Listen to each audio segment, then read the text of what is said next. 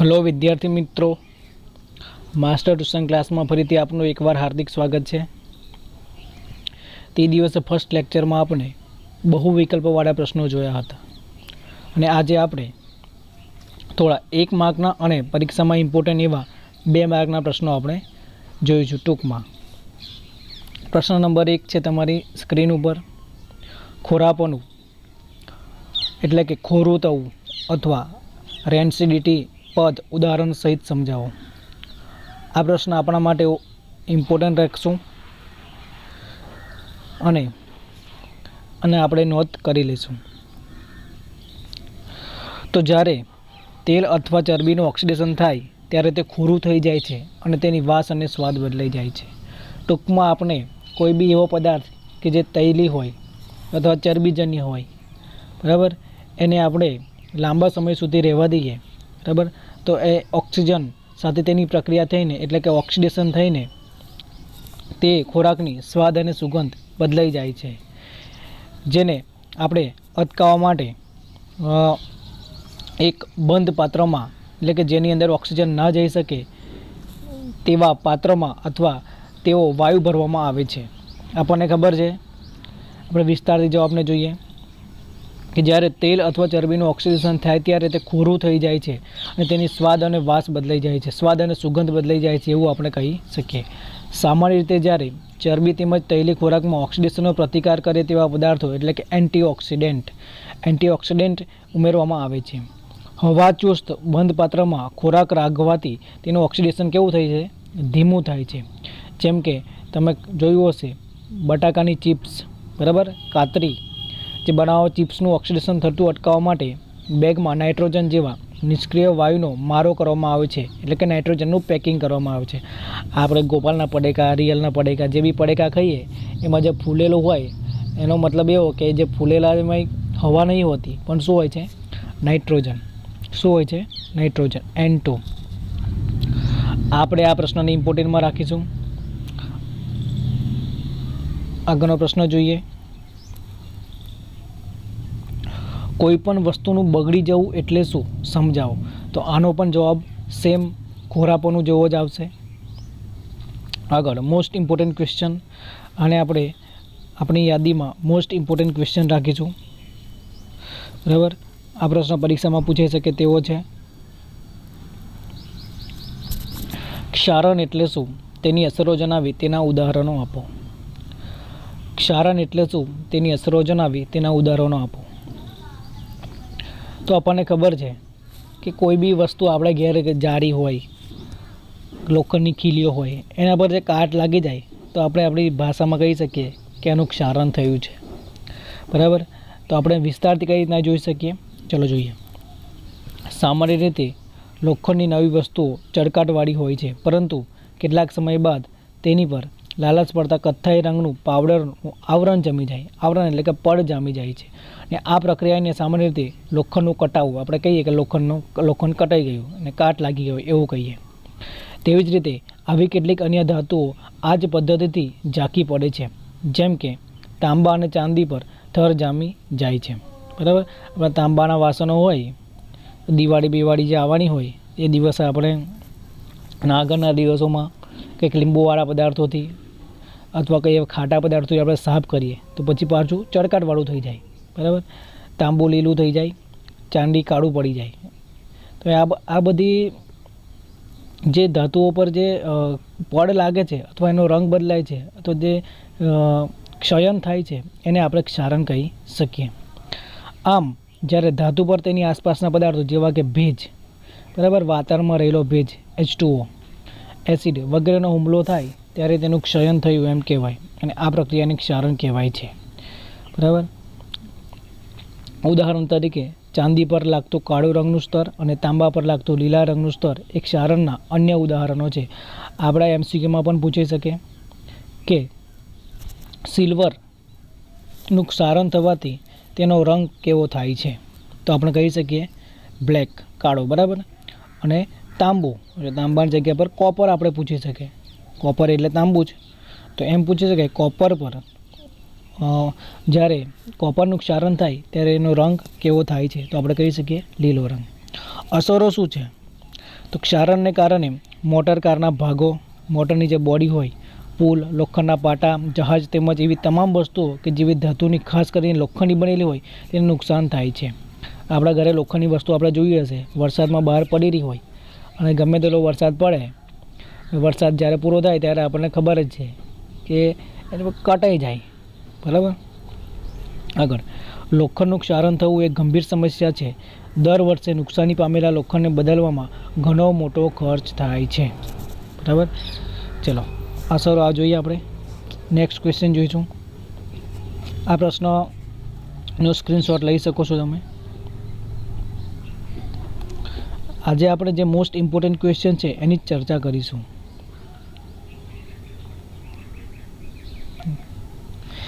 જો અહીંયા એક પ્રશ્ન છે, મોસ્ટ ઇમ્પોર્ટન્ટ ક્વેશ્ચન છે. આપણે આટલું પ્રવૃત્તિ કંઈ પૂછાય નહીં પરીક્ષામાં, પણ આપણને એવું પૂછાઈ શકે કે દ્વિવિસ્થાપન પ્રક્રિયા એટલે શું, સમજાવો. આપણને શું પૂછાઈ શકે કે દ્વિવિસ્થાપન પ્રક્રિયા એટલે શું, સમજાવો. દ્વિવિસ્થાપન પ્રક્રિયા. બરાબર. દ્વિવિસ્થાપન પ્રક્રિયામાં કશું છે નહીં, તમારે યાદ રાખવાનું પ્લસ અને માઇનસ. બરાબર. પ્લસ એટલે કે ધન આયન અને માઇનસ એટલે ઋણ આયન. પ્લસ એટલે ધન આયન અને માઇનસ એટલે ઋણ આયન. બરાબર. એટલું યાદ રાખવાનું કે જે પ્રક્રિયામાં આયનોની આપલે થતી હોય, જે પ્રક્રિયામાં આયનોની આપલે થતી હોય તો તેવી રાસાયણિક પ્રક્રિયાને દ્વિવિસ્થાપન પ્રક્રિયા કહે છે. બરાબર. શું છે આપણો જવાબ કે જે રાસાયણિક પ્રક્રિયામાં આયનોની આપલે થતી હોય, બરાબર, આયનોની આપલે થતી હોય તો તે પ્રક્રિયાને કઈ પ્રક્રિયા કહેવાય, દ્વિવિસ્થાપન પ્રક્રિયા. અહીંયા આપણે વ્યાખ્યા લખેલી જ છે કે જેમાં પ્રક્રિયકો વચ્ચે, બરાબર, જે પ્રક્રિયામાં પ્રક્રિયકો વચ્ચે આયનોની આપલે થતી હોય તો તેને દ્વિવિસ્થાપન પ્રક્રિયા કહે છે. ઉદાહરણ પૂછ્યા પરીક્ષામાં તો આ ઉદાહરણ આપણે લખી દેવાનું. દેખો, sodium sulphate plus barium chloride, it give us barium sulphate અને સોડિયમ ક્લોરાઇડ. તો આ રિએક્શનને આપણે થોડું સમજી શકીએ. આ રીતનું દેખો, હું રિએક્શનને લખું છું Na2SO4 વત્તા BaCl2, બરાબર, સોડિયમ સલ્ફેટ અને બેરિયમ ક્લોરાઇડ, સોડિયમ સલ્ફેટ અને બેરિયમ ક્લોરાઇડ. આ બંને વચ્ચે પ્રક્રિયા થઈને, આ બંને પ્રક્રિયકો છે, આ બંને શું છે, પ્રક્રિયકો છે. આ બંને વચ્ચે પ્રક્રિયા થઈને નિપજો બનશે, પણ એના પહેલાં આ બંને વચ્ચે આયનોની આપલે થશે. શેની આપલે થશે, આયનોની. સોડિયમ આપણો પ્લસ હોય, SO4 માઇનસ હોય, બેરિયમ પ્લસ હોય, ક્લોરિન કેવો માઇનસ. તો જે આ માઇનસ જે ક્લોરિન છે આ સોડિયમ સાથે જોડાઈ જશે. ક્લોરિન કોના સાથે જોડાશે, સોડિયમ સાથે. તો એ બનશે NaCl. સોડિયમ પણ 2 છે, ક્લોરિન પણ 2 છે, એટલે આગળ આપણે 2 મોલ લખી દેવાના. પ્લસ બેરિયમ છે એ સલ્ફેટ સાથે જોડાશે, તો અહીંયા બની જશે barium sulphate. Barium sulphate, sodium સલ્ફેટનો બેરિયમ સલ્ફેટ બની ગયો અને બેરિયમ ક્લોરાઇડનો સોડિયમ ક્લોરાઇડ બની ગયો. બરાબર. તો દેખો, આ પ્રક્રિયામાં આ જે ધન આયન છે એ આ ઋણ આયન સાથે જોડાય છે અને આ જે ધન આયન છે એ આ ઋણ આયન સાથે જોડાય છે. એનો મતલબ એમ કે આ જે પ્રક્રિયા છે એમાં આયનોની આપલે થાય છે, એટલા માટે આ પ્રક્રિયા દ્વિવિસ્થાપન પ્રક્રિયા કહેવાય. ટૂંકમાં તમે જવાબ લખી શકો જો આ પ્રશ્ન પરીક્ષામાં પૂછાય તો. પૂછવાની સંભાવના ફૂલ છે. એવું પૂછાય કે દ્વિવિસ્થાપન પ્રક્રિયા ઉદાહરણ સહિત સમજાવો, તો તમારે વ્યાખ્યામાં લખવાનું કે જે રાસાયણિક પ્રક્રિયામાં પ્રક્રિયકો વચ્ચે આયનોની આપલે થતી હોય તો તેવી રાસાયણિક પ્રક્રિયાને દ્વિવિસ્થાપન પ્રક્રિયા કહે છે. બીજી રીતે પણ તમે લખી શકો કે જે રાસાયણિક પ્રક્રિયામાં આયનોની ફેરબદલી થતી હોય, જે રાસાયણિક પ્રક્રિયામાં પ્રક્રિયકો વચ્ચે આયનોની ફેરબદલી થતી હોય તો તેવી રાસાયણિક પ્રક્રિયાને દ્વિવિસ્થાપન પ્રક્રિયા કહે છે. અને એક્ઝામ્પલ તમે આ લખી દેવાનું. ચલો નેક્સ્ટ ક્વેશ્ચન દેખશું આપણે.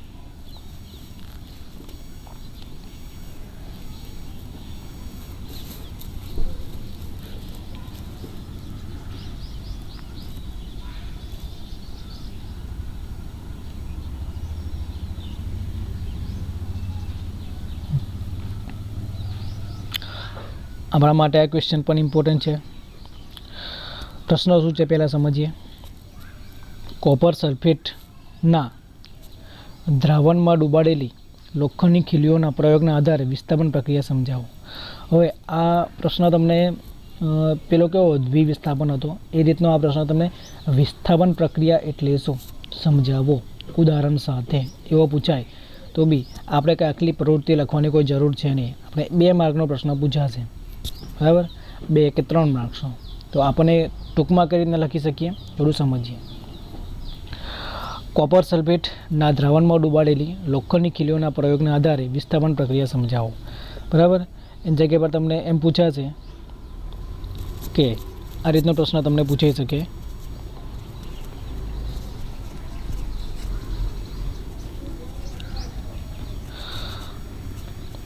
કોપર સલ્ફેટના દ્રાવણમાં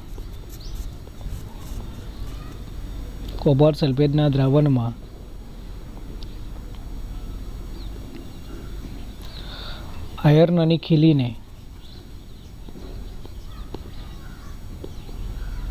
ડૂબાડતા. કોપર સલ્ફેટના દ્રાવણમાં આયર્નની ખીલીને ડૂબાડતા શા માટે કોપર સલ્ફેટના દ્રાવણનો રંગ બદલાય છે? આવો પ્રશ્ન તમને પૂછાઈ શકે. બરાબર, તો અહીંયા આપણે એકદમ ટૂંકી રીતે શીખીશું. દેખો, એક છે કોપર સલ્ફેટનું દ્રાવણ આપણી પાસે, અહીંયા લઈ લઉં CuSO4 કોપર સલ્ફેટ. બરાબર, કોપર સલ્ફેટ વત્તા લોખંડની ખીલી એટલે કે Fe, અને આયર્ન કહીશું અને આને કોપર સલ્ફેટ કહીશું. બરાબર, ધારી લો કે કોપર સલ્ફેટનું દ્રાવણ તમારી પાસે છે, તેની અંદર તમે Fe એટલે કે લોખંડ નાખશો, એટલે કે લોખંડની ખીલી નાખશો કસ નળીમાં, તો આ બંને વચ્ચે રાસાયણિક પ્રક્રિયા થશે. બરાબર, જેમાં આ જે કોપર છે એ Fe કરતાં કોપર છે આજે એ Fe કરતાં ઓછું ક્રિયાશીલ છે. કેવું ક્રિયાશીલ છે? ઓછું ક્રિયાશીલ અથવા તો ઓછું સક્રિય છે. બરાબર, બીજી રીતે કહી શકીએ Fe એ કોપર કરતાં વધુ સક્રિય છે. કેવું છે? વધુ સક્રિય અથવા તો ક્રિયાશીલ છે. એટલા માટે શું થશે, જે આ કોપર સલ્ફેટ છે, બરાબર, જે કોપર સલ્ફેટ બરાબર, એમાંથી આ જે કોપરનું વિસ્થાપન કરશે કોણ? Fe, અને બની જશે FeSO4 પ્લસ Cu નું વિસ્થાપન કર્યું. Cu એટલે કોપરનું વિસ્થાપન કર્યું. અહીંયા દેખજો, દ્વિવિસ્થાપનની જેમ 2 આયનો નથી, અહીંયા 2 આયનો છે અને અહીંયા એક જ આયન છે. બરાબર, હવે આવું જ્યારે થાય ત્યારે કોમ્પિટિશન થાય એટલે કે વધારે તાકાતવાળો કોણ? આપણી ભાષામાં કહી શકીએ તો વધારે તાકાતવાળો કોણ? Iron, Fe. બરાબર, તો આ Fe છે એ કોપર સલ્ફેટના દ્રાવણમાં જ્યારે મૂકશું ત્યારે કોપરનું એ વિસ્થાપન કરશે. બરાબર, કોપર ભાઈ છૂટા પડી જશે અને ફેરસ સલ્ફેટ બની જશે. ચલો, અને દ્રાવણનો રંગ બદલાઈ જશે. બરાબર, દેખીએ આપણે પ્રવૃત્તિ. જો અહીંયા છે આયર્નની ખીલી. બરાબર, આયર્નની ખીલી છે, અહીંયા કોપર સલ્ફેટનું દ્રાવણ છે. બરાબર, કોપર સલ્ફેટના દ્રાવણમાં આપણે લોખંડની ખીલી અંદર નાખીશું. તો અવલોકન શું થશે કે આપેલ પ્રયોગના અવલોકનમાં જોઈ શકાય છે કે કસનળી બીમાં બરાબર રાખેલી લોખંડની ખીલીનો રંગ કથ્થાઈ થઈ જાય છે અને કોપર સલ્ફેટના દ્રાવણનો ભૂરો રંગ ઝાંખો પડી જાય છે. બરાબર, ચલો એને આપણે કમ્પ્લીટ વિસ્તારિત સમજીએ.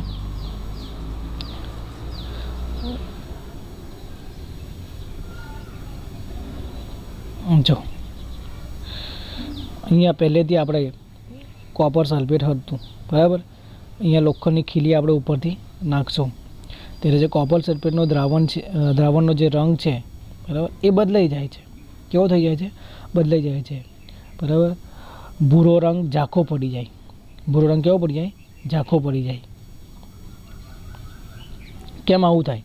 તો કારણ કે આ પ્રયોગ દરમિયાન આયર્નના પરમાણુ કોપરના સલ્ફેટના દ્રાવણમાંથી કોપરનું વિસ્થાપન કરે છે. બરાબર, આયર્નના પરમાણુ એટલે કે Fe એ કોપર સલ્ફેટના દ્રાવણમાંથી એટલે કે CuSO4ના દ્રાવણમાંથી કોપરનું આપણે કીધું કોપરને ધક્કો માર દે, વિસ્થાપન કરી દે. આથી કોપર સલ્ફેટના દ્રાવણમાંથી દૂર થયેલ કોપર કે જે લોખંડની ખીલીઓ ઉપર જમા થાય છે, પરિણામે ખીલીઓનો રંગ અને કોપર સલ્ફેટનો રંગ ભૂરો રંગ ઝાંખો પડે છે. ભૂરો રંગ કેવો પડી જાય? ઝાંખો પડી જાય છે. બરાબર. ચલો, અને ક્વેશ્ચનમાં આટલું જ છે. આ ક્વેશ્ચન હું જે બોલું છું એ રીતે પણ પૂછાઈ શકે, ઘણીવાર પૂછેલો છે. આ પ્રશ્ન કઈ રીતના પૂછાઈ શકે કે શા માટે કોપર સલ્ફેટના દ્રાવણમાં લોખંડની ખીલીઓ ડુબાડતા કોપર સલ્ફેટના દ્રાવણનો રંગ બદલાય છે અથવા તો ભૂરો ઝાંખો પડે છે? તો તમારે જવાબ તમારે સેમ આ એક જ આવશે. પ્રવૃત્તિ લખવાની કોઈ જરૂર છે નહીં, સમીકરણ લખવું પડશે. બરાબર. જેવું આપણે સમીકરણ લખ્યું હતું એવું જ સમીકરણ છે અહીંયા. Copper sulphate, iron sulphate. બરાબર. આ જે એપી છે એ કોપરને વિસ્થાપન કરશે અને કોપર ભાઈ છૂટા પડી જશે, એપીએસઓ પર બની જશે. ચલો આગળ નેક્સ્ટ ક્વેશ્ચન જોઈએ.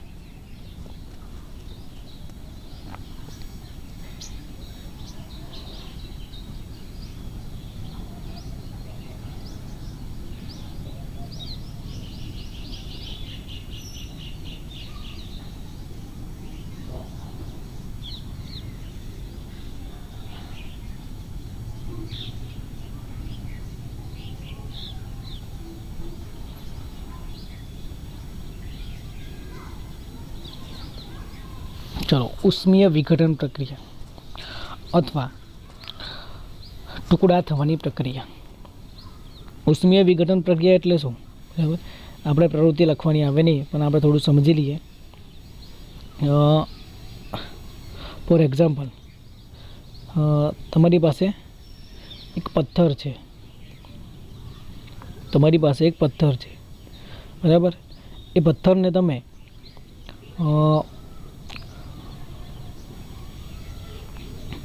એક પથ્થર છે તમારી પાસે, એ પથ્થરને તમે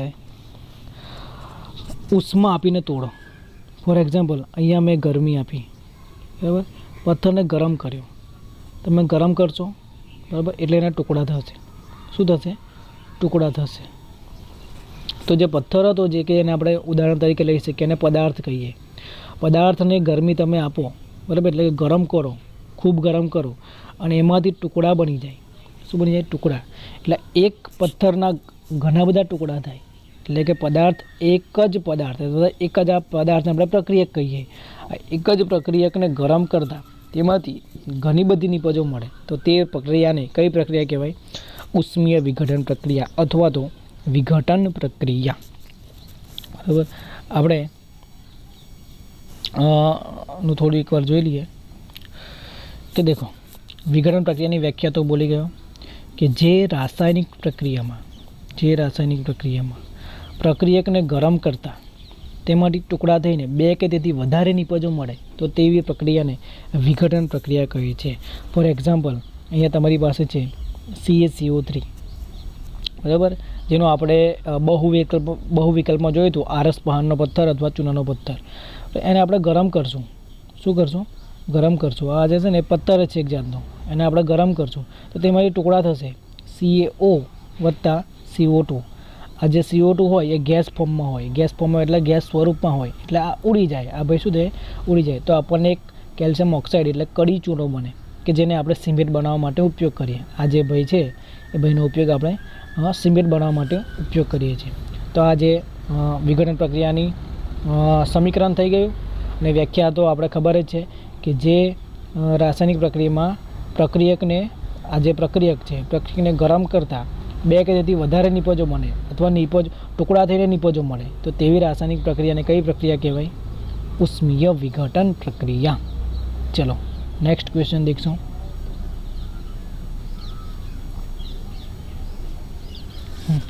ઉષ્માક્ષેપક રાસાયણિક પ્રક્રિયાઓ કોને કહેવાય? ઉદાહરણ આપી સમજાવો. આ પ્રશ્ન આપણા માટે ઇમ્પોર્ટન્ટ છે. બરાબર. ઉષ્માક્ષેપક, તો આ જેનું નામ છે અને ઇંગ્લિશમાં કીધું એક્ઝોથર્મિક. તમે સાંભળ્યું હશે એમાં એક્ઝોથર્મિક રિએક્શન. તો એવી પ્રક્રિયા અમુક વાર થતી હોય કે જેમાંથી ગરમી ઉત્પન્ન થતી હોય. જેમાંથી શું ઉત્પન્ન થતું હોય? ગરમી. બરાબર.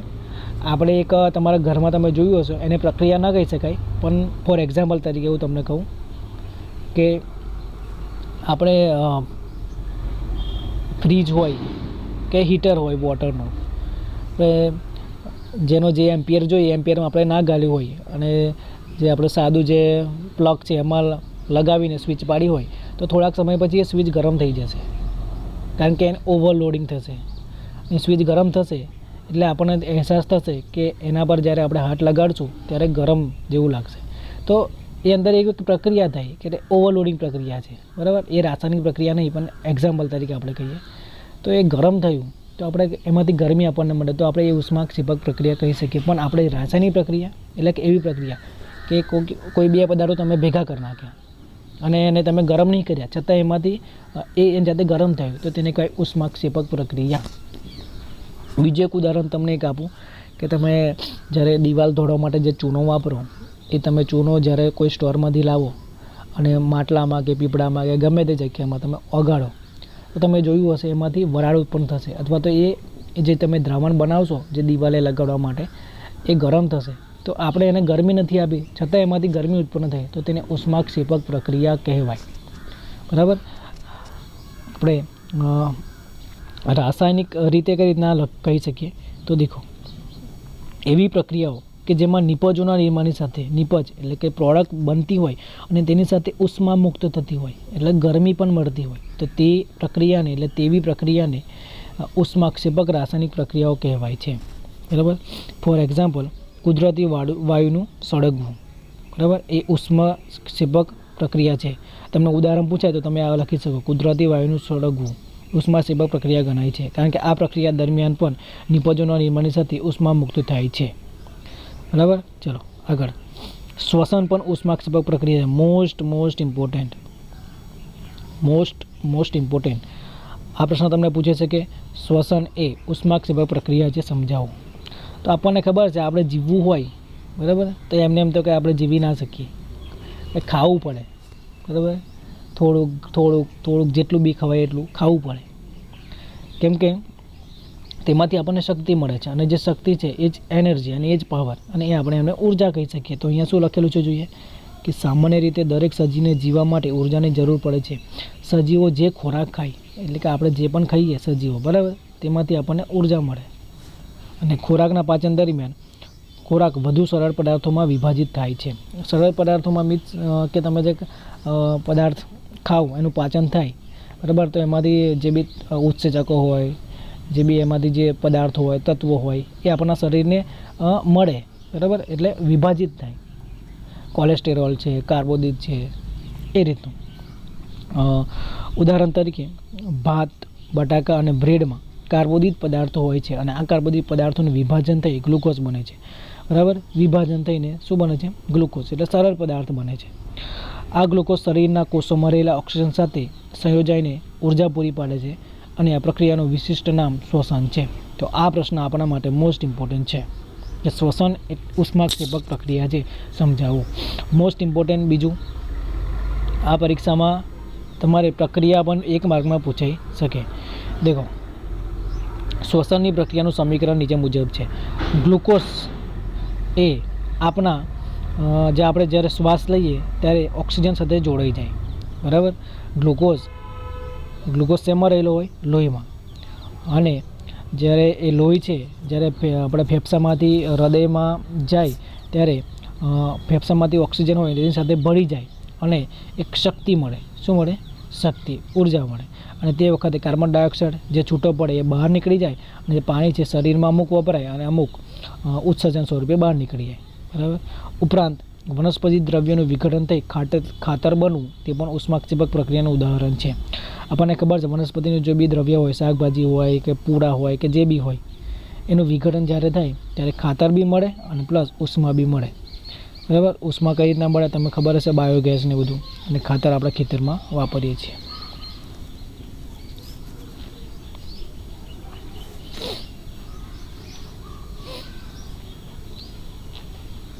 ચલો, આ આપણા માટે બી આ ક્વેશ્ચન પૂછી શકે. દેખો, પ્રવૃત્તિ તો નહીં પૂછાય પણ પ્રશ્ન પૂછી શકે કે સંયોગીકરણ પ્રક્રિયા સમજાવો ઉદાહરણ સાથે.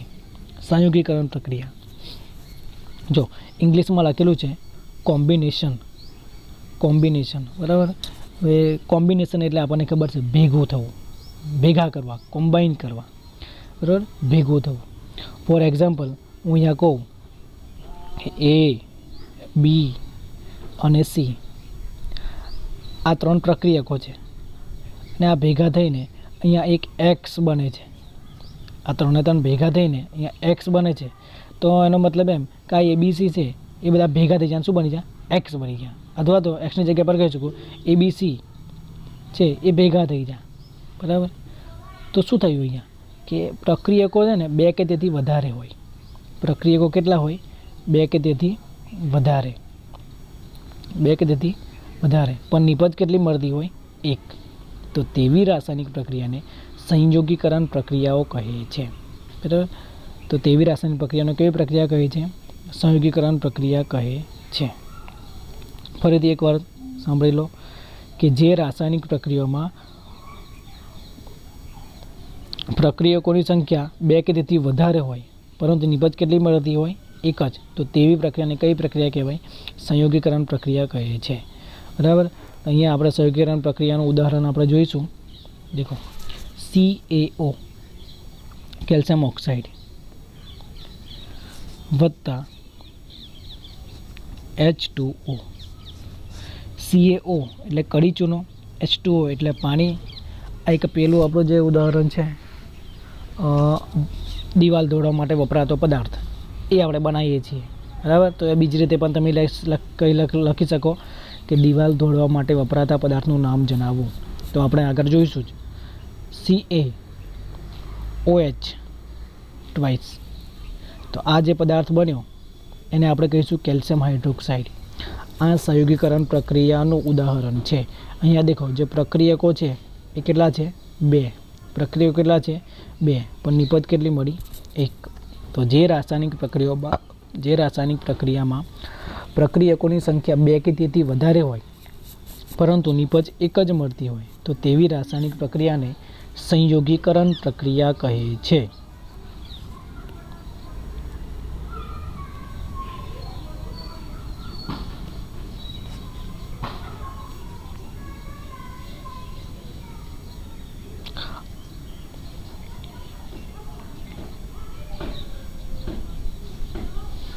આપણે આજે જે મોસ્ટ ઇમ્પોર્ટન્ટ પ્રશ્નો છે એને જ આપણે જોઈશું.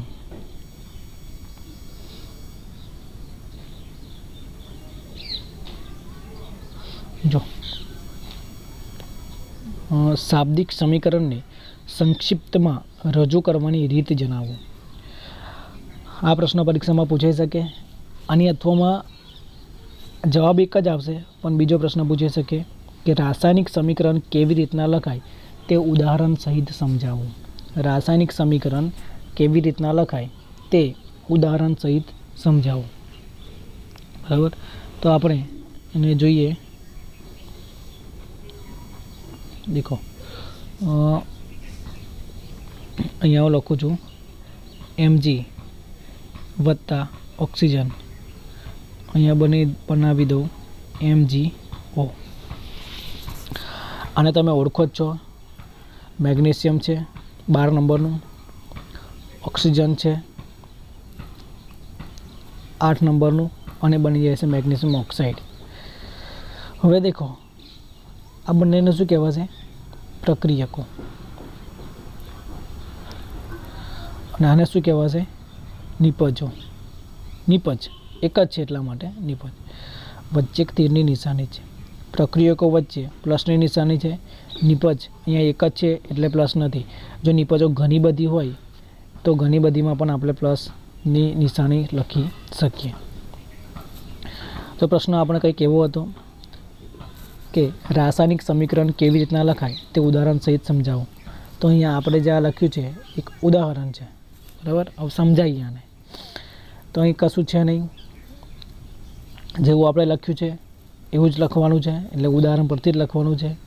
અહીંયા આપણે જો પહેલી લીટી એવી લખી શકીએ કહી મેગ્નેશિયમ અને ઓક્સિજન એ પ્રક્રિયકો છે. બરાબર, મેગ્નેશિયમ અને ઓક્સિજન એ શું છે? પ્રક્રિયકો છે. પ્રક્રિયકો વચ્ચે પ્લસની નિશાની કરવામાં આવે છે. એટલે જો 2 કે તેથી વધારે પ્રક્રિયકો હોય, 1 થી વધારે પ્રક્રિયક હોય તો પણ જેટલા બી પ્રક્રિયકો હોય A, B, C, D જેટલા બી, તો વચ્ચે આપણે પ્લસની નિશાની રાખીએ છીએ, બરાબર. બીજું કે પ્રક્રિયકોને દેખો આ કઈ બાજુ છે અને આ કઈ બાજુ છે, તો પ્રક્રિયકોને ડાબી બાજુ લખવામાં આવે છે. પ્રક્રિયાઓને કઈ બાજુ લખવામાં આવે છે? ડાબી બાજુ. આગળની લીટી આપણે આવશે કે પ્રક્રિયકો વચ્ચે પ્રક્રિયા થઈને નિપજ બને છે. હવે આ બાજુનું બધું પૂરું થઈ ગયું. આ પ્રક્રિયકો વચ્ચે પ્રક્રિયા થઈને શું બનશે? નિપજ. શું બનશે? નિપજ. હવે નિપજ બની. નિપજોને કઈ બાજુ દર્શાવવામાં આવે છે? તો જમણી બાજુ. આજે હું જે બોલું છું ને આપણે લખવાનું છે પરીક્ષામાં, બરાબર. નિપજોને કઈ બાજુ દર્શાવવામાં આવે છે? જમણી બાજુ. જો નિપજો એકથી વધારે હોય તો તેની વચ્ચે પણ આપણે પ્રશ્નની નિશાની કરી શકીએ. આગળ પ્રક્રિયકો અને નિપજો વચ્ચે એક નિશાની કરવામાં આવે છે. શેની નિશાની કરવામાં આવે છે? તીરની નિશાની. શેની નિશાની કરવામાં આવે છે? તીરની નિશાની. બરાબર. અહીંયા આપણો આ જવાબ પૂરો થઈ ગયો.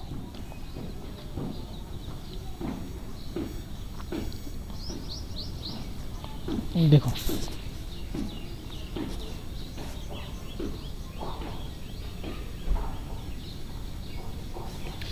એ જ ક્વેશ્ચન છે અહીંયા.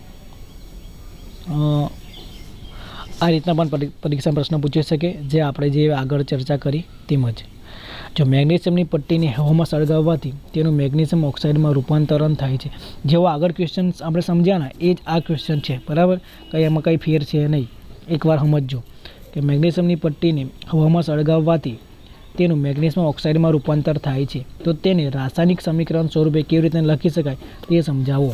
અથવા આગળ આપણે મેં કીધું પ્રમાણે રાસાયણિક સમીકરણ કઈ રીતના લખી શકાય તે મેગ્નેશિયમ ઓક્સાઇડના ઉદાહરણ દ્વારા સમજાવો. એવો પણ પ્રશ્ન તમને પૂછાઈ શકે. બરાબર. તો આપણે જવાબ અહીંથી ચાલુ કરશું. જેમ કે મેગ્નેશિયમની પટ્ટીનું હવામાં દહન માટેનું શાબ્દિક સમીકરણ નીચે મુજબ લખી શકાય. Magnesium oxygen magnesium oxide. બરાબર. અહીંયા આપણે આવું લખેલું Mg+O અને બની ગયેલું અહીંયા MgO. બરાબર. એવું આપણે ક્યારનું જોયું હતું. તો અહીંયા દેખો આ બાજુના જેને પ્રક્રિયકો કહેવાય, આ બાજુને શું કહેવાય? નિપજો. બરાબર. અહીંયા ડાબી બાજુ શું છે? પ્રક્રિયકો. જમણી બાજુ શું છે? નિપજો. હવે અહીંયા લખેલું છે કે અહીં રાસાયણિક ફેરફાર અનુભવતા મેગ્નેશિયમ અને ઓક્સિજન જેવા પદાર્થો એ પ્રક્રિયકો છે અને પ્રક્રિયા દરમિયાન નવો ઉત્પન્ન થતો પદાર્થ મેગ્નેશિયમ ઓક્સાઇડ એ નિપજ છે. આ જે નિપજ છે. શાબ્દિક સમીકરણ એ પ્રક્રિયકોનો નિપજો વચ્ચે તીરની નિશાની દ્વારા પ્રક્રિયકોનું નિપજોમાં થવું રૂપાંતર દર્શાવે છે.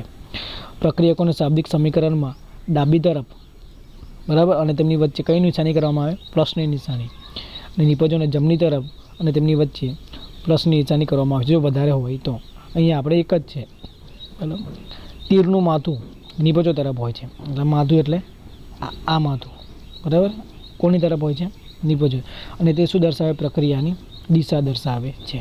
ચલો આ ક્વેશ્ચન આપણે પૂરો.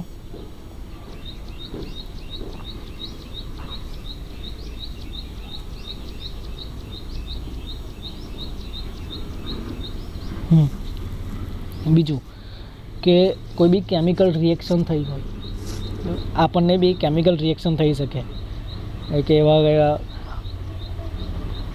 એવું કોઈ કેમિકલ આપણને શરીર પર લાગી જાય કે જેથી આપણને ખંજવાળ આવે, ફોલ્લા પડી જાય, ચાઠા પડી જાય, ચામડીનો રંગ બદલાઈ જાય. બરાબર. એક ફોટોકેમિકલ રિએક્શન આપણને થાય છે જ. કઈ? યાદ કરો બધા. ફોટોકેમિકલ પ્રકાશ રાસાયણિક પ્રક્રિયા આપણને એક થાય છે. હા, ખબર છે આપણને. કઈ? હા, કઈ પ્રક્રિયા? કે જ્યારે સૂર્યના કિરણો આપણી ચામડી પર પડે, બરાબર, અને સીધે જ્યારે કિરણો ચામડી પર પડે ત્યારે ચામડીનું કેન્સર થાય, તો આપણી ચામડી અને પ્રકાશના કિરણો વચ્ચે એક ફોટોકેમિકલ રિએક્શન થાય. અને અમુક વાર જોજો ચામડીનો રંગ પણ બદલાઈ જાય. ઉનાળામાં તમે બહુ વાર ફરો તો ચામડીનો રંગ બદલાઈ જાય. કંઈ મેલબેલ ચોટતો નહીં છતાં પણ ચામડીનો રંગ બદલાઈ જાય છે. એનો મતલબ કેમ? કે આપણા શરીરને એ ફોટોકેમિકલ રિએક્શન થઈ છે. હવે આપણે જે અહીંયા ચોપડીમાં છે એ વિશે આપણે સમજીએ કે કોઈ પણ પદાર્થમાં રાસાયણિક પ્રક્રિયા થઈ છે કે નહીં તે કયા અવલોકનોના આધારે નક્કી કરી શકાય. આ પ્રશ્ન પરીક્ષામાં પૂછાઈ શકે. જો કે એમાં પહેલું છે એક અવસ્થામાં પરિવર્તન. શું છે? અવસ્થામાં પરિવર્તન. અવસ્થામાં પરિવર્તન ફોર એક્ઝામ્પલ ઘનમાંથી પ્રવાહી થાય, પ્રવાહીમાંથી વાયુ થાય, વાયુમાંથી પાછી પ્રવાહી થાય, પ્રવાહીમાંથી પાછું ઘન થાય એવી. બીજું વાયુનું ઉત્સર્જન. વાયુનું ઉત્સર્જન એટલે વાયુનો ઉદ્ભવ થાય. ફોર એક્ઝામ્પલ કોઈ એવો પદાર્થ એની જાતે કંઈક રિએક્શન થાય અથવા તો આપણે રિએક્શન કરાવડાવીએ અને એમાંથી વાયુ નીકળે તો આપણે કહી શકીએ કે આ રાસાયણિક પ્રક્રિયા થઈ છે. બીજું રંગમાં પરિવર્તન. રંગમાં પરિવર્તન આપણને ખબર છે જ્યારે લોખંડની ખીલીવાળો પ્રયોગ છે એમાં આપણે કોપર સલ્ફેટનો દ્રાવણનો રંગ બદલાઈ જાય છે, બરાબર. તો એ બીજું તાપમાનમાં પરિવર્તન. તાપમાનમાં પરિવર્તન એ પણ આપણને ખબર છે જ્યારે આપણે ચૂનો પાણીમાં ઓગાળીએ, જ્યારે ચૂનો આપણે પાણીમાં ઓગાળીએ, બરાબર, ત્યારે એમાં તાપમાન જ્યારે તમે પાણીનું તાપમાન હશે 25 થી 30ની વચ્ચે હશે, પણ જ્યારે તમે ચૂનો ઓગાળ્યા પછી હાથ બોળશો તો તમારો હાથ તમે દાઝી જશો. તો એ તાપમાનમાં પરિવર્તન થયું. દેટ મીન્સ કે H2O એટલે કે વોટર અને CaO એટલે કે કેલ્શિયમ ઓક્સાઇડ સાથે રિએક્શન થઈને કેલ્શિયમ હાઇડ્રોક્સાઇડ બનો એક ક્ષાર બની ગયો અને એ જે ક્ષાર આપણે દિવાલ દોરવા માટે વાપરીએ છીએ. ચલો વિદ્યાર્થી મિત્રો, આજ માટે આપણે આટલું જ. વધારે બીજા વિડીયો જોવા માટે આ વિડીયોને લાઈક કરો તેમજ ચેનલને સબસ્ક્રાઈબ કરી અને શેર કરો. તમારા વિદ્યાર્થી મિત્રોને મોકલો જેથી આપણી ચેનલ પ્રોગ્રેસ કરે અને બીજા આવા નવા વિડીયો તમે જોતા રહો. Thank you all of you.